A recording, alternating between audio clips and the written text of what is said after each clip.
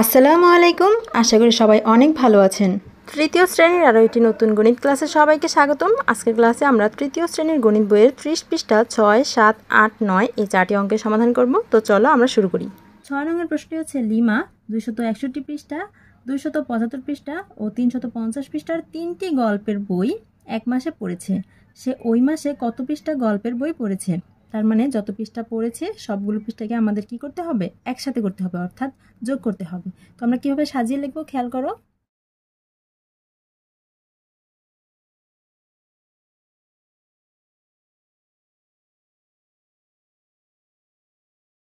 আমরা লিখেছি প্রথম গল্পের বই 261 পৃষ্ঠা, দ্বিতীয় গল্পের বই 275 পৃষ্ঠা, তৃতীয় গল্পের বই 350 পৃষ্ঠা। সুতরাং মোট পড়েছে এই সবগুলো কি পৃষ্ঠা যোগ করতে হবে। 5 আর 1 যোগ করলে হবে 6, তারপর 6 আর 7 যোগ করলে হবে 13, 13 আর 5 যোগ করলে হবে 18, 18 আর 8 হাত থাকে 1, 2 আর 2 4, 4 আর 3 7, 7 আর হাতের 1 যোগ করলে হয় 8। তাহলে কত পৃষ্ঠা হয়েছে? 886। উত্তর লিখতে হবে 886 পৃষ্ঠা।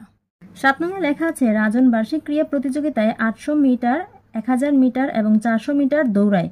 সে মোট কত মিটার দৌড়ায়? মোট কত মিটার দৌড়ায় মানে সবগুলো একসাথে যোগ করে আমাদের লিখতে হবে, তাই না? তো এই অঙ্কটাও যোগের অঙ্ক। তো আমরা কিভাবে সাজিয়ে লিখবো খেয়াল করো।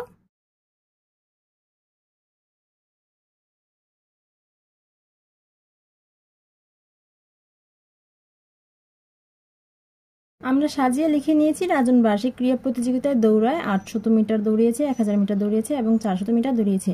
এই সংখ্যাগুলোকে আমরা একটা নিচে একটা লিখেছি, এমনভাবে লিখেছি যাতে প্রত্যেকটা অঙ্ক একটা নিচে একটা থাকে।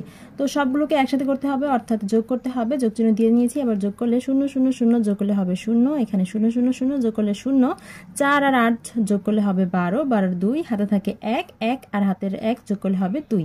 কত হয়েছে মোট? সুতরাং মোট দৌড়ায় 2200 মিটার। উত্তর লিখতে হবে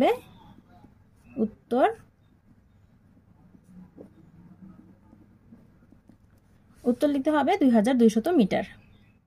8 নং এ লেখা আছে রিনাদের ফল বাগানের 3টি আম গাছ থেকে যথাক্রমে 645টি, 729টি ও 890টি আম পাড়া হয়েছিল। ওই বাগান থেকে কতগুলো আম পাড়া হয়েছিল? কতগুলো আম পাড়া হয়েছিল মানে সবগুলো আম যতগুলো পেরেছে সবগুলো কি একসাথে করতে হবে, আর একসাথে মানে কি যোগ করতে হবে। তো আমরা কিভাবে সাজিয়ে লিখবো খেয়াল করো।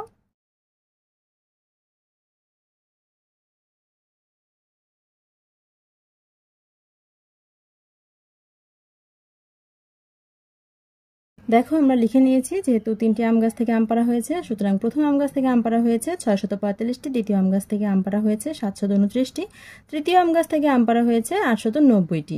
এখন মোট পাড়া হয়েছে কতগুলো? মোট আম পাড়া হয়েছে এই সবগুলো কি যোগ করতে হবে। যোগ চিহ্ন দিয়ে নিলাম। এখানে 5 আর 9 যোগ করলে হবে 14, 14 আর 4 হাতে থাকে 1, 4 আর 2 যোগ করলে 6, 6 আর 9 যোগ করলে 15, 15 আর হাতের 1 যোগ করলে হয় 16, 16 আর 6 হাতে থাকে 1, 6 আর 7 যোগ করলে 13, 13 আর 8 যোগ করলে 21, 21 আর হাতের 1 যোগ করলে হবে 22। এই 22 লিখে দিলাম। কতগুলো মোট আম পাড়া হয়েছে? 2264টি। উত্তর লিখতে হবে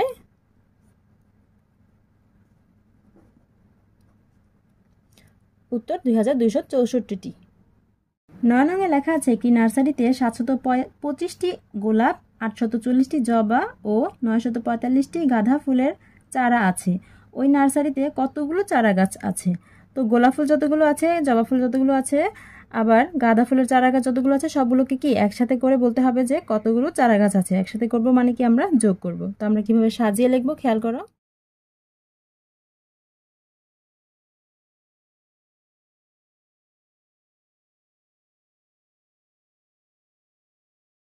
আমরা সাজিয়ে ভাবে লিখেছি গোলাপ ফুলের চারা গাছ আছে 725টি, জবা ফুলের চারা গাছ আছে 840টি, গাঁদা ফুলের চারা গাছ আছে 945টি। সুতরাং মোট চারা গাছ আছে। এই সবগুলোকে কি করতে হবে? যোগ করতে হবে। 5 0 5 যোগ করলে হবে 5 5 10, 10 এর 0 হাতে থাকে 1, 2 আর 4 যোগ করলে 6, 6 আর 4 যোগ করলে 10, 10 আর হাতের 1 যোগ করলে হবে 11, 11 আর 1 হাতে থাকে 1, 7 আর 8 যোগ করলে 15, 15 আর 9 যোগ করলে 24, 24 আর হাতের 1 যোগ করলে হবে কত?